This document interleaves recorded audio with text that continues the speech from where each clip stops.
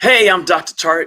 And if you're in a relationship and you're trying to figure out whether it's healthy, it's headed towards unhealthiness, or it's toxic, tune in because I have some information for you. Or maybe you're like a lot of couples where you don't want to be on the brink of divorce or the brink of divorce. You want to be constantly building and thriving because you like me fear divorce, you fear breakup, and you want to do everything in your power to make sure that it's not only maintaining, but it's also growing. So sit back. Today, we're going to talk about, are you in a toxic relationship? Fix or leave. Fix or leave. It's going to be heavy because I get so many people coming in and saying, is my relationship toxic? And I'm like, how can you not see it? But now I know.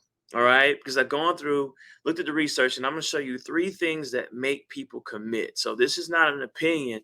These are the three things that people need to be able to commit to a relationship, engagement, or marriage. Right. But before you get there, I need you to be able to see if you're in a toxic relationship. Because if you're in a toxic relationship, you are absolutely wasting your time. You're never going to get there because the three things that are needed for commitment, the person you're dating probably does not have. That's just me keeping it real. So, are you in a toxic relationship? Fix or leave. All right, that's my family, y'all. That's my beautiful family. We just got back from Montego Bay, Jamaica.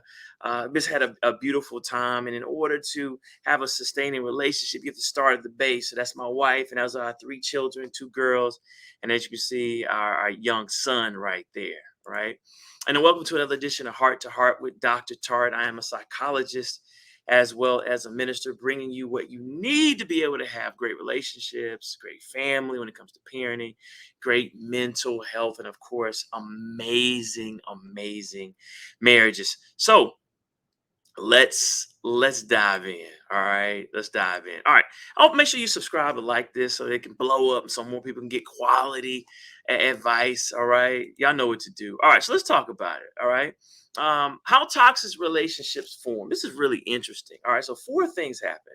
All right, one, you usually have someone who has a toxic, stressful, or neglected background with their own parents. All right, let me break that down just for a second.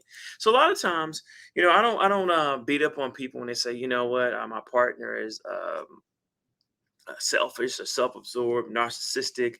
I'm able to start. All right, tell me about your parents. All right, and a lot of times what you see, not all the time, a lot of times what you see is a very traumatic childhood. So think about it. Those of you who had children know that the first thing they do when you have a baby is what? When a baby, when your wife has a baby, what happens? They put that baby on the wife's chest. Then they put that baby on the husband's chest, right? So that baby can bond and attach. What you see a lot of times with people who struggle with relationships, all right, are insecure attachments, right? So we take it for granted that we were able to attach to our parents, but a lot of people did not have the good fortune of doing that.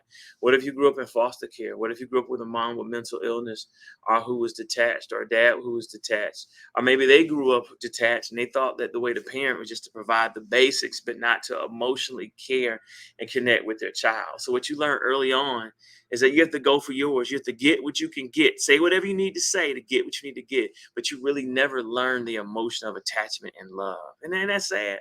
All right, it can be fixed with counseling and therapy, but you can't just will your way through it. Number two, you can also date someone with mental illness or unresolved issues, so that they can have a secure attachment for whatever reason. They're struggling with mental illness, inability to regulate their own temper, extremely insecure, just have unresolved issues. All right. Number three, as a result, like I said, they struggle with the relationship and become takers to protect themselves. All right. So you see a lot of narcissistic traits and self absorbed, or they're workaholics, where they're focused on building respect in other ways, right? Because you can't trust love. Like if I can't trust love, I have to control, I have to super achieve, and I have to date someone who, number four, thinks too lowly of themselves, or is willing to give before they get, right? I have to take advantage of someone, right? If I'm gonna find love, I can't just tell them it's all about me. I have to say whatever they need to say and suck them in and get their emotions connected to me, and then hope that they don't leave, because I just don't believe in love. Isn't that sad? And I'm keeping it tight, but it's right. All right. All right. So what how does that make sense from a psychological standpoint? All right. So this is thing called social exchange theory. Let me let y'all see it. All right. And it's the concept based on the notion that a relationship between two people is created through a process of cost benefit analysis. All right. So someone who does not believe in sincere love, does not experience it, does not emotionally get it, right? They want to give the least and get the most profit from the relationship. So they're trying to profit. And that's why you see a lot of men date phenomenal women. They don't date bottom of the barrel. They date phenomenal women. They date you ladies, all right? They date you because you can help them to get the way they need to get. You can help them finish school, you can help them have better health, you can help them look good, you can help them have connections, you can help their business, you can help them with their children. And it goes both ways. I know guys are like, hold up, I've been on the other end of this. I know you have. They date you because you have influence, you have connections, you can fly them out to Dubai, you can fly them out all these places I see on the internet, to Italy and Greece, right? And they don't necessarily like you. They like the fact they can go to a nice dinner. They're trying to profit, trying to give you the least and profit the most because they just don't believe in real love. All right. So where do you come in? Like, so you might be too nice. So you being too nice, you decide to give. Let me keep going on this point. So I get it, right? You're like, okay, I'm a nice person. I've done this before. I'm a nice person. I'm gonna give you all I have. All right. We like each other. We have formed some type of emotional connection. I'm gonna do for you because I'm a nice person. But what I failed to do is assess, are you a nice person? Will you do for me at the same level that I do for you? Right? That's how you determine who's a taker and who's a giver. See, givers are giving to one another. I'll pay for you if I have it. You pay for me if you have it. Or like Denzel and Pauletta, the first date. Believe it or not, Pauletta actually had to pay for the cab because Denzel ran out of money when the meter went higher, right? And he said he'd been paying ever since, right? Charlemagne the God talked about the same thing, and that when he was down, his wife gave him a ride to the interview. I don't know if it was a wife or girlfriend at the time. All right, and so there are gonna be times, and now he takes care of her. So there are gonna be times in real life, off of social media, where men are gonna need money, women are gonna need money, or at least there's gonna be some type of partnership, or you'll need one another in other areas non-monetarily. So come away from the superficial. You'll always be single if you're looking to use someone. Guys hate it, women hate it. So let's come to a higher level of real relationships. As we're talking about, I rep God hard. Let's come to a real relationship that's not fake, it's not superficial, that's based on love and connection. All right. So now you're thinking, you know what? How can I tell whether I'm in a healthy relationship or not? Right? I get it. I get that social exchange theory. I don't want to be in that. I don't want to be in a relationship based on exchange. I want to be one based on love. All right. So these are three things you need for a healthy marriage or relationship. All right. So one, investment size. Like how deep and large is your investment, your friendship with your partner, right? How strong is it? Like a pool, how deep is it? 30 feet, 40 feet? Or is it 1 inch, right? Mutual satisfaction. Do you believe that both partners should be happy? Like this is a key element. Like someone who's narcissistic and doesn't believe in love thinks about taking. They're not worried about mutual satisfaction. They worry about their own. So how happy are you? Right? So it means like, all right, if my wife is happy and I'm unhappy, my wife is willing to change the relationship to make sure I'm happy too. If my wife is unhappy and I'm happy, I'm willing to make the adjustment so she's as happy as I am. That's what makes marriages and relationships work. Right? It makes so much sense, right? And then three, accommodations, right? Are you accommodative? The ability to honor your spouse's dreams even when they don't fit yours. Are you willing to sacrifice? Are you willing to support your partner going back to school, even though it's going to mean an income drop because they really want to go back? Are you willing to support? I tell people, my wife is entering into fitness competitions. It's not my favorite thing for her, right? It's not. I don't do fitness competitions, but that's my wife's dream. So I honor that, even though I don't like the training schedule. I don't like the 5 a.m.s, two workouts a day, sitting in competition all day. Why? You see what I'm saying? However, I honor it. My wife doesn't like going 3-day ministry conferences. Just keep it real. Yeah, she loves God. She represents it. She does the women's 7-day prayer challenge, but she still does not want to sit in church for 3 days straight. I can sit in church every day. right? So you have to honor your partner's dreams even when they don't fit you. Now, I'm gonna be real. Not everyone's good at relationships. They might be great at business. They might be fine. They might be tall, dark, and chocolate, or they might be light brown and caramel. You know what? Or whatever your flavor is, they might be fine, smiling, and smart. She might be amazing. That doesn't mean that they're amazing in relationships. All right. So let's break each one of those three things down. Oh, and let me fast forward just for a minute. By the way, this is the kind of stuff that I talk about at a weekend for love. You know, my wife and I, and Michelle and Dwayne, that you see in this picture, we host a marriage retreat called A Weekend for Love, happening September 30th to October 2nd. So check it out at a weekendforlove.com. If you're watching this and you put the code in love 2022, so love 2022, but capitalize the L, all right, you get $100 off. All right, of registration. Now we're almost sold out, and early bird pricing is going to end July 1. People wait to the last minute because that's kind of our nature. They kind of wait to the last minute to register for this, and then they're sad when they can't get in. Right? We sold out last year in a pandemic, live, y'all. So you know it's going to be popping, and y'all know y'all's relationship needs it. So check out A Weekend for Love, where we do amazing things and pour into your marriage. We have a vow renewal. We have a reception. We have an intimate nightcap that talks about sexual intimacy. We have speakers talking about how to build up your brand, how to scale up as a couple, insurance, trust. You're talking about wealth building, compromise, blended families. You name it. What you need, we give it to you. And then we take you on a series of dates for your marriage around other strong couples. All right. So make sure y'all check this out. All right. But let's go back to right now so that you can see. So this is the information that I presented. I had a weekend for love, and I'm sharing it with you. I want you to see it. All right. So how do you know you're satisfied? All right. Let's see. Yeah, satisfaction level. Right. So let's start with that one. You say I feel satisfied with our relationship. My relationship is much better than other relationships. My relationship is close to ideal.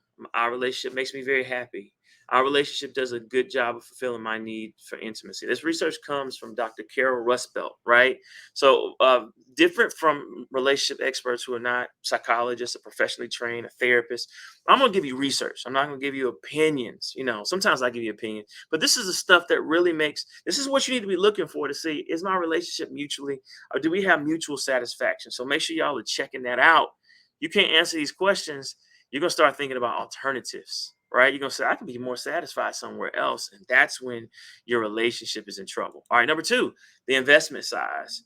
All right. I mean, you could be in a how many of y'all know people in marriage but don't really invest in it? They're working all the time, they work 7 days a week, or when they come home, they're on the laptop, or they're on their cell phones, or they're watching Netflix, they're watching Amazon Prime, they're with the kids all the time, but they don't spend any time on the marriage.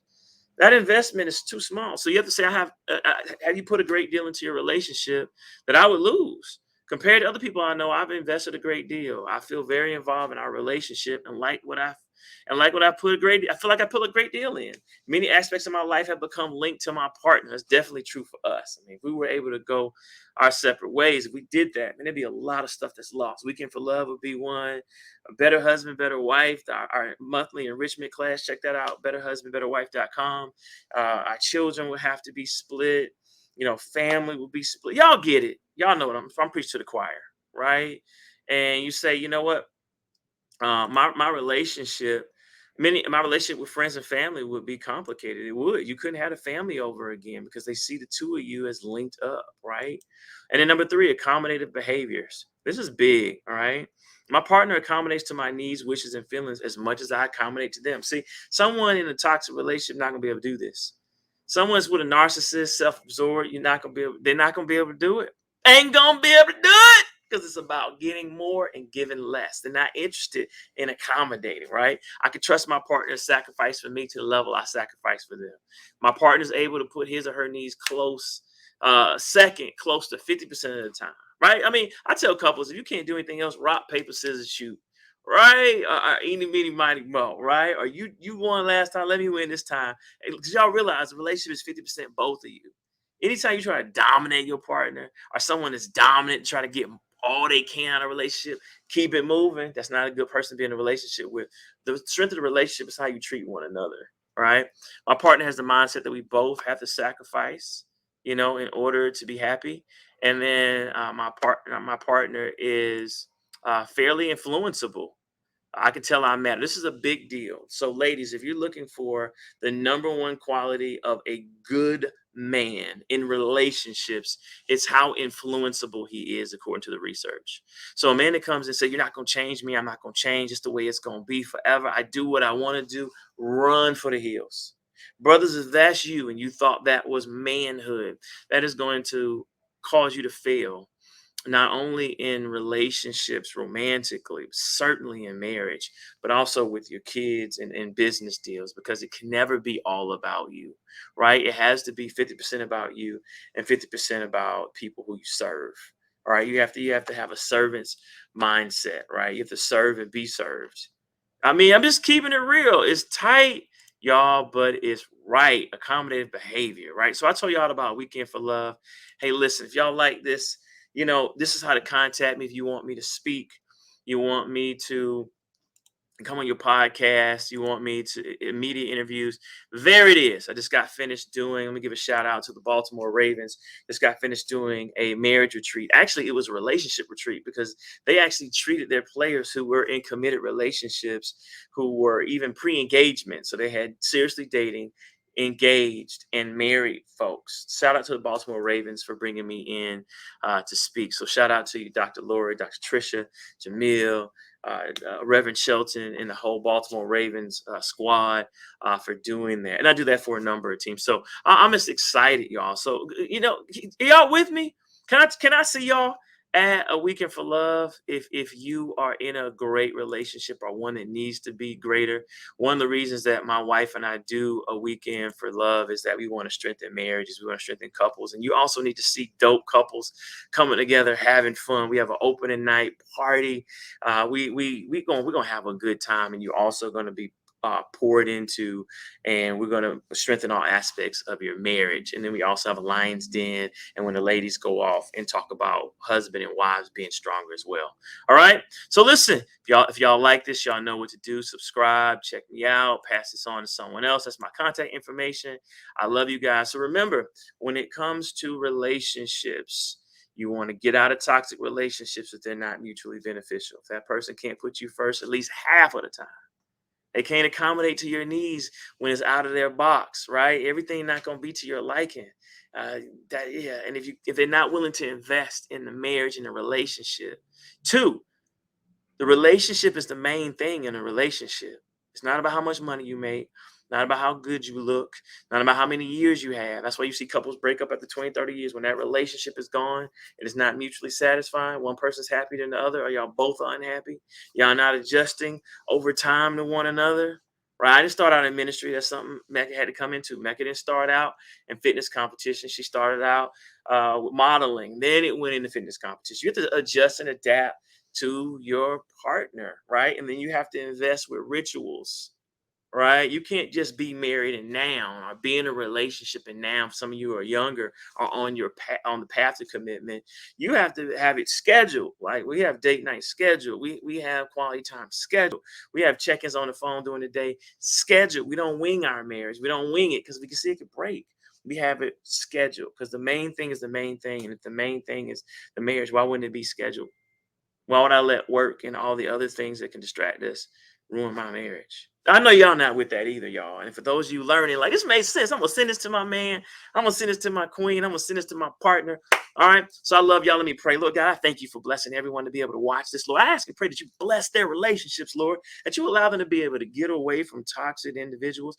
And for those individuals who are toxic right now, that they're able to be able to sit down and say, you know what, where did this toxin start?